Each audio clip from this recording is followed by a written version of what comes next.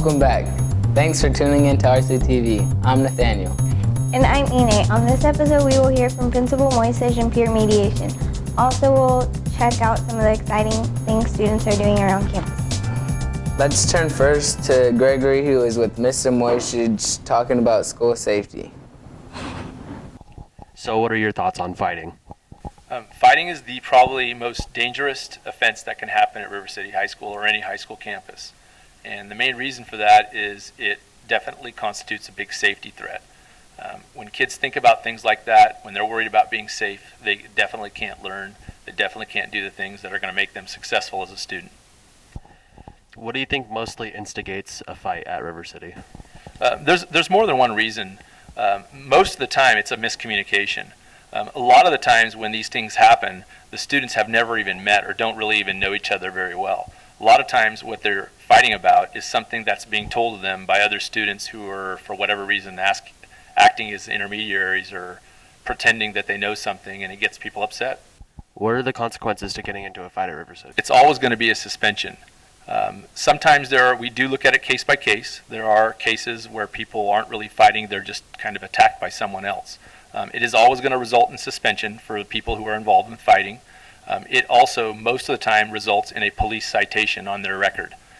Many times, they also get dismissed from River City, depending on how serious the offense is.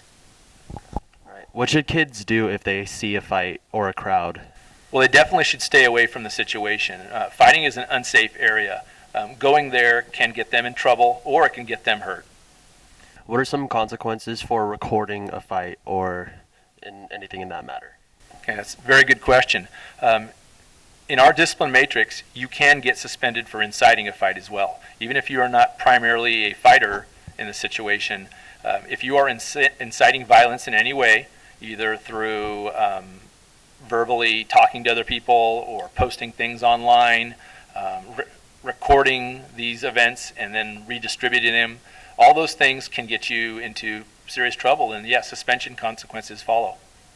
What can kids do to prevent fights at River City? Well, one of the things they can do is not spread misinformation.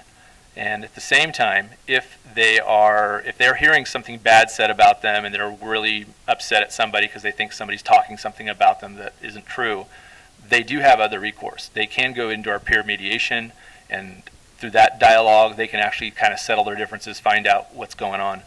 Most of the kids that go to peer mediation end up not in conflict because basically they're able to put all the truths out on the table. And when the truths are out there on the table, it doesn't end up being as bad as what people think generally. The other thing they can do is sometimes talk to an adult that's around them. If there is a teacher, a staff, any kind of staff member that's anywhere near them, they can kind of let them know what's going on. We can find a place for them to either talk to the other person safely or at the very least keep them out of the area where they're going to be in trouble. Many times students end up getting into fights just because of the peer pressure that's involved with it. They may not want to fight the other person, but because there's so much peer pressure on them, they end up getting into it. What is the main goal for the class for the students here at River City High School? The main goal of peer mediation is to maintain a safe campus by assisting students to communicate and resolve their problems in an organized manner. We want students to feel safe and secure here at River City. In class, students spend time training in de-escalation techniques, body language, and communication skills. Is peer mediation for students who want to fight, or can they deal with other issues? Peer mediation isn't just for students who want to fight. We deal with many types of issues such as friendship disagreements, boyfriend-girlfriend drama, and personal one-on-one issues. We're here for every student on campus that has a problem and needs someone to talk to. If a student had a problem with another student, how would they set up a mediation or contact a mediator? So basically, you can either talk to a mediator, Ms. Dornan, which is room 704, or you can find Mr. Stolpe, usually in the gym. If you don't like face-to-face interactions, you can leave an anonymous note, just leave it detailed, leave it in Ms. Dornan's room, or you can leave it in the office. You can also tell your teachers or any of the office staff, and they can help get a mediation set up. And that's it. Thanks, Aldo, for letting us know more about peer mediation. Let's turn our attention to sports. Guest correspondent Hope Cruz is with senior Austin Roberts signing his letter of intent to attend Sacramento State on a baseball scholarship.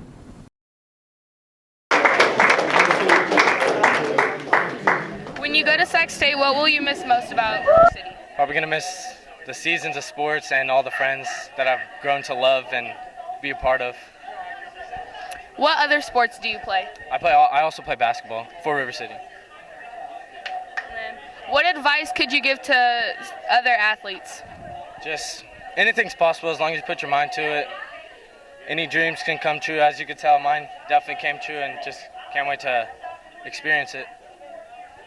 And then, how was your high school counselor helpful in this process?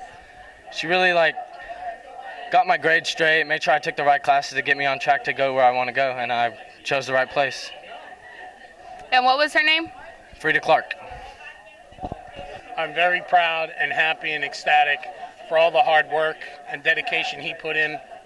Good job, son.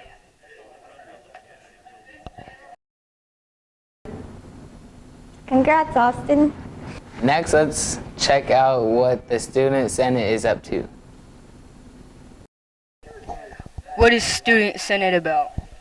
So Student Senate is about getting the Raider voice heard, and making sure that students are able to voice their comments and opinions and things that are going around the school to help better the school.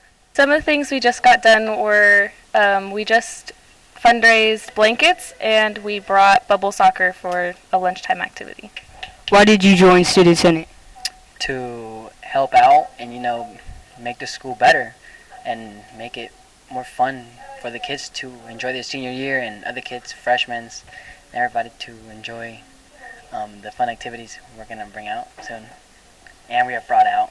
So if anyone has any questions or comments on anything or issues, they can go to the school's website and clubs and then Student Senate, and there's a drop box where you can write that down. What fundraisers are you guys doing? So currently we are selling fleece blankets until November 20th, and then we will be selling tutus for Spirit Week coming up in February. This is a pretty good organization, got a lot of nice kids in it, and I hope that we do some good things for your school. We want to fix problems, so if you have problems, let us know. If you want to make things better, let us know. Meantime, we're having fun selling things to collect money so we can make your school even better yet. So see us at lunchtime. We're going to have some really great activities for you come springtime. Thanks. Thank you to all those representing the student body and the Student Senate. Thank you for checking out Rctv. I'm Nathaniel. And I'm Ine. Hope you have a great Thanksgiving break.